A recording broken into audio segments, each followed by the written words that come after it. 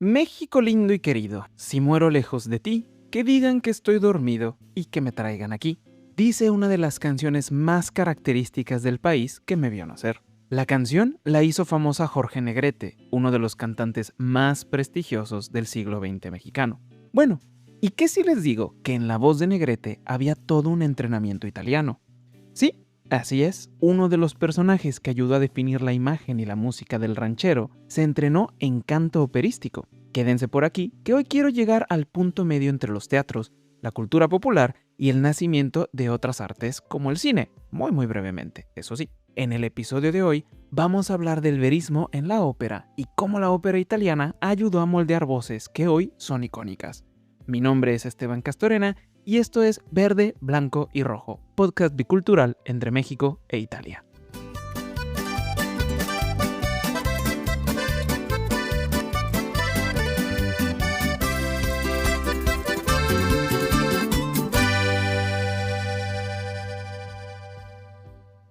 La semana pasada les conté sobre los cantantes que iban de plaza en plaza para dar las noticias y entretener a la gente. Hoy quiero contarles de un tipo de ópera que buscaba emular la realidad de la calle. Vamos a la Italia de finales del siglo XIX.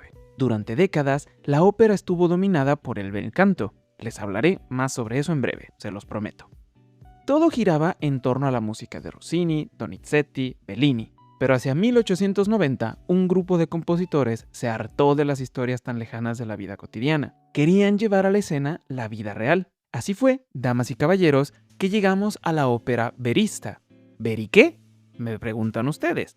Verista. El verismo es un movimiento artístico que nace en la literatura, en las obras de Luigi Capuana y especialmente en la obra de Giovanni Verga. Y a ver, sí, antes de seguir, público de México, este es el apellido del hombre. ¿Yo qué puedo hacer? Público italiano, me explico.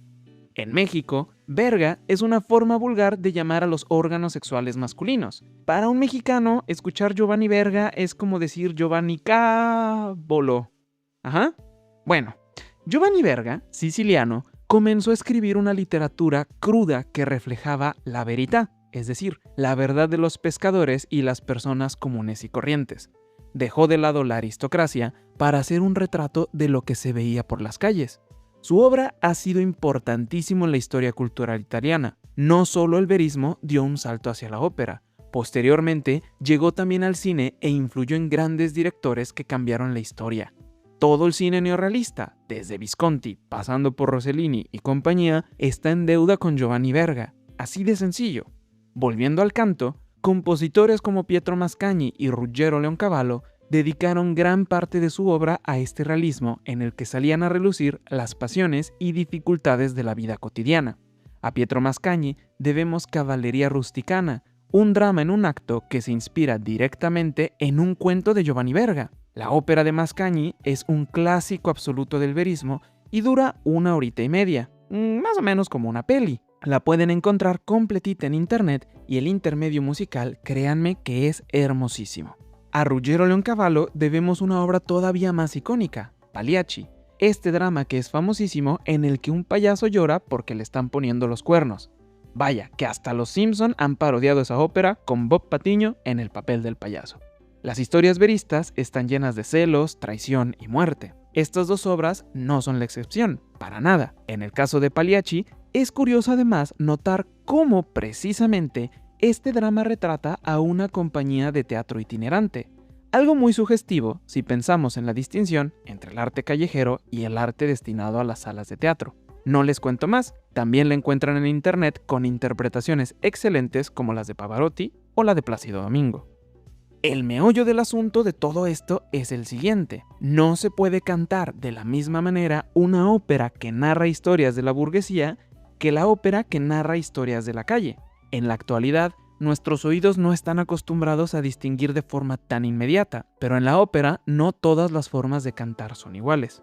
El bel canto es solo una forma, muy prestigiosa, eso sí, de cantar. El bel canto es una refinada técnica que concibe la voz humana como un instrumento musical y prioriza la belleza sonora ideal y la destreza técnica por encima de la potencia, del volumen o la verosimilitud actoral. O sea, técnica sobre todo. Es un estilo lleno de agilidad y ornamentación. exige al intérprete un control vocal para subir y bajar entre los tonos de manera homogénea. El bel canto ofrece melodías claras, suaves y aterciopeladas, dotadas de un ritmo muy elegante. Históricamente, Gioacchino Rossini, Vincenzo Bellini y Gaetano Donizetti son considerados los máximos exponentes de este estilo, pero la cosa cambió cuando compositores posteriores como Giuseppe Verdi o Richard Wagner y los veristas comenzaron a exigir voces más dramáticas, tensas y robustas. Se desarrollaron otros estilos de canto. El canto verista, por otro lado, no quería la elegancia y la perfección formal del bel canto. El verismo exigía una interpretación mucho más declamatoria, cruda y apasionada, que se valía mucho más del uso de las cuerdas vocales en lugar de la resonancia en otras partes del cuerpo. Entre los cantantes puramente veristas de la época destacó el barítono Mario Sammarco, personaje que además se volvió profesor de un cantante de rancheras, Tito Guízar, un cantante mexicano, quien además se puso Tito como nombre artístico en honor a otro maestro italiano que tuvo, Lucignolo di Lecce Tito Schipa. Así pues, si el bel canto era prestigioso técnicamente, no es todo lo que hay para cantar en ópera. A partir y en contra de este canto operístico tan complicado, surgieron otras formas de interpretar. Ahora, la pregunta del millón es: ¿cómo llegaron estas técnicas de la ópera italiana a los estudios de cine y los escenarios del México posrevolucionario? Bueno, pues vamos a ver. A estas alturas del partido ya sabemos que habían llegado muchísimos artistas italianos a cantar en México, pero hay un personaje, esta vez mexicano, que es indispensable para llegar hasta el radio, el cine y la televisión. En este caso, el puente tiene nombre y apellido y es el maestro José Pearson. Ojo aquí, porque suele pensarse por el apellido que es extranjero, pero no. José Eduardo Pearson nació en 1861 en el norte del país, en Sonora. Su padre era de origen francés, pero él nació e hizo sus más grandes aportaciones en México. De joven, José Pearson, eso sí, viajó a Europa a perfeccionar su canto. Estudió en Italia con Vittorio Vidal y después con un importante maestro del bel canto, Francesco Lamperti, en Milán, y becado por el gobierno de México. Vivió de primera mano la efervescencia del verismo europeo y a su regreso a México, tras perder la fortuna familiar en la Revolución, fundó la Academia Pearson en el centro de la Ciudad de México, así como la Compañía Impulsora de Ópera en 1915.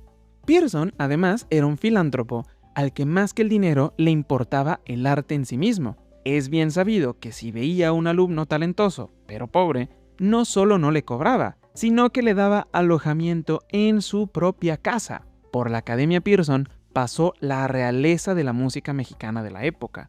Él tomó esas voces nativas y les dio la estructura vocal europea. Solo les quiero comentar, por ejemplo, Pedro Vargas, el tenor de las Américas. Antes de ser el ídolo de la canción popular, estudió con José Pearson, quien lo recibió, le dio alojamiento y lecciones de técnica vocal gratuitas.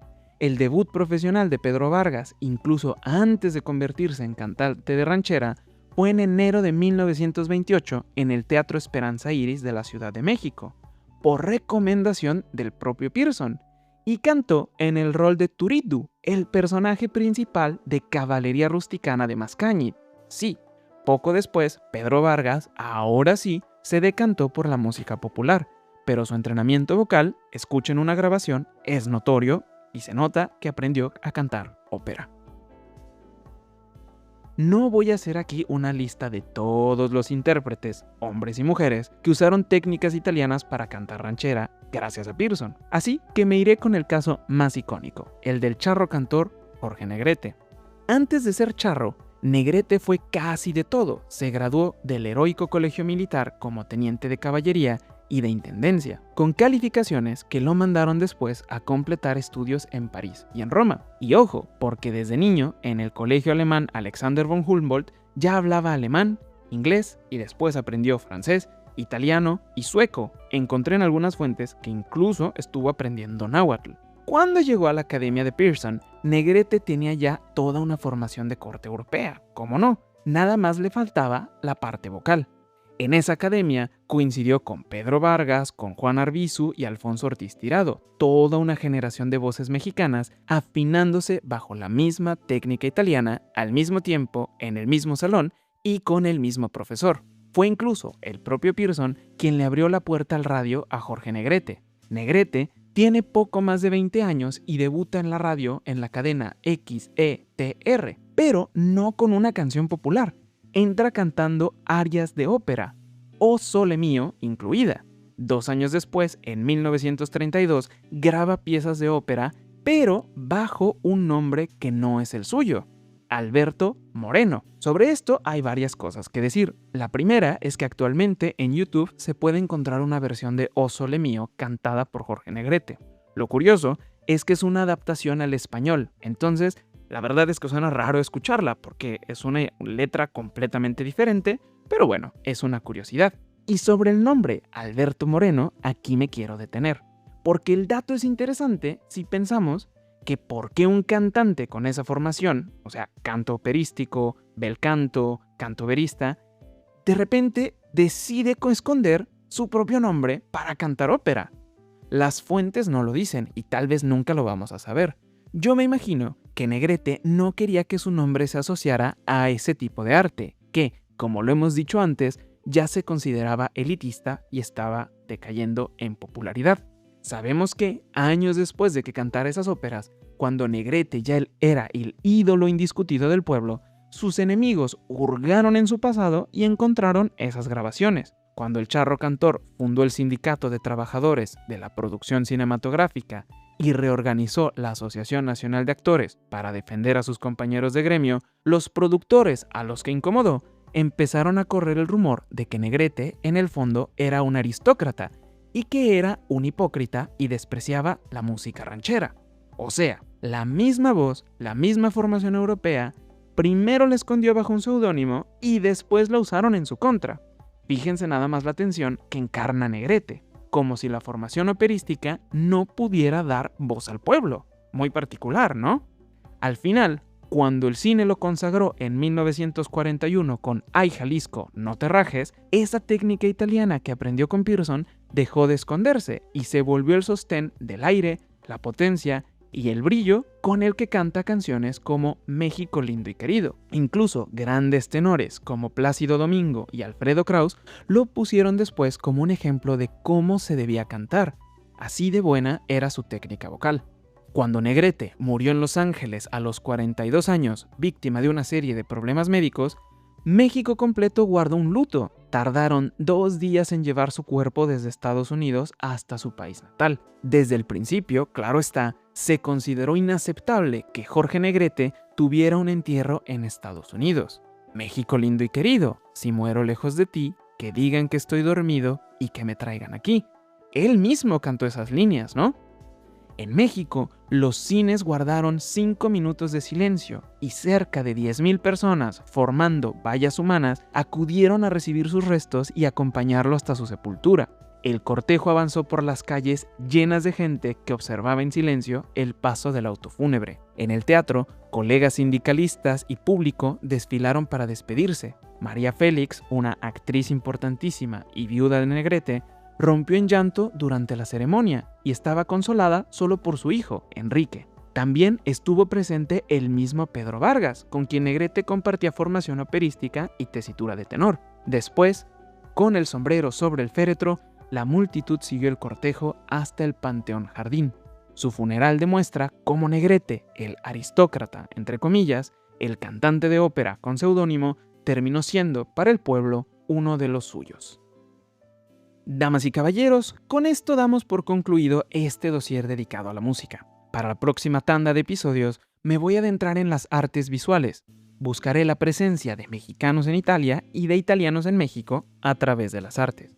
Hay muchísima tela de donde cortar, así que si tienen algún artista del que quieren que hable en este programa, por favor no duden en dejarme comentarios o escribirme en Instagram. Me encuentran como @ficodindiamxit. Mi nombre es Esteban Castorena y esto fue Verde, Blanco y Rojo.